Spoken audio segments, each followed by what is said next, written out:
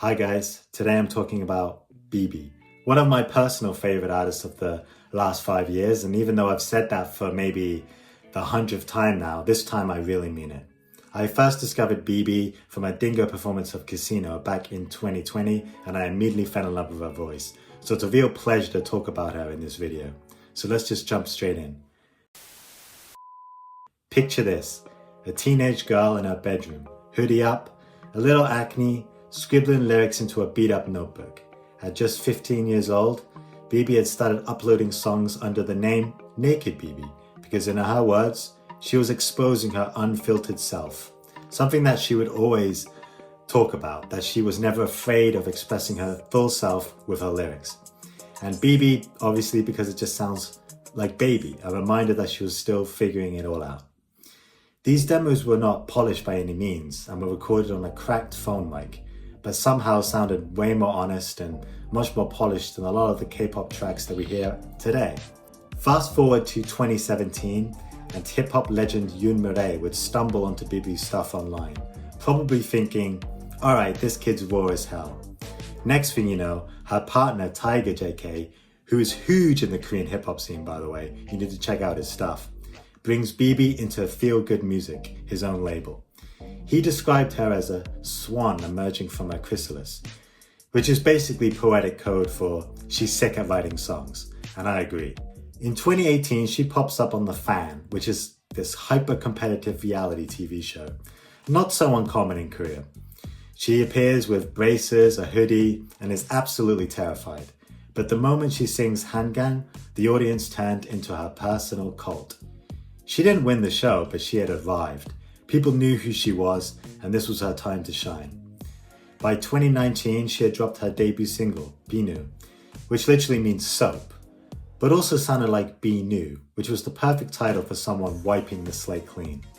Then came 2021's Life is a Bee, an EP containing 5 tracks with themes such as mental health, insecurity, and sadness. Lines like, I taste like birthday cake when I'm nervous. She wasn't pulling any punches. In the same year, she hit Head in the Clouds Festival and started by just launching condoms and cigarettes into the crowd. On Korean TV, she would later say, people need them. And honestly, that's fair. We could all use a condom in our life, right? In 2023, she cranked the chaos up just a little bit, making out with a female fan on stage at the Waterbomb Festival.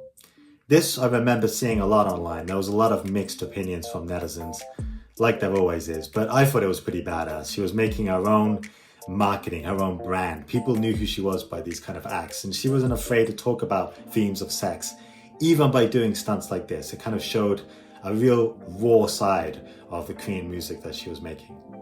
A year before that, she had brought a random student on stage, even gave him a lap dance and kissed him on the cheek. Critics called it inappropriate. She only apologized for the cursing, which I thought was pretty badass. By 2025, she was done playing small.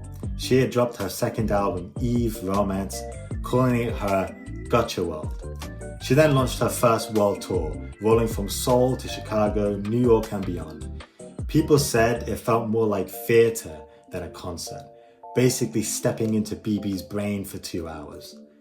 Fans still tattoo her lyrics, draw her in fan art, and obsess over every lyric on her songs. And honestly, it's not hard to see why. She doesn't pretend. She doesn't censor herself to fit some kind of polished, manufactured K-pop mold. She's messy, often controversial, but she's always herself. She's always real, unapologetically Bibi. And I think we're really missing a figure like this in the K-pop scene. She doesn't ask to be loved. She just asks to be understood. And that's personally why she's one of my most favorite artists. And that's Bibi. And if you enjoyed this video, subscribe for more.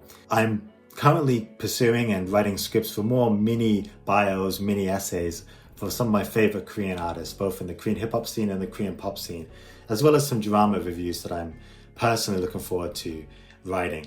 So please check out my content. This isn't any AI slop. This is off the script, ramblings from a real fan of Korean music from the past 12 years. So if you like that kind of content, hit a like, throw a subscribe, do all that cool stuff, and see you in the next video, fandom.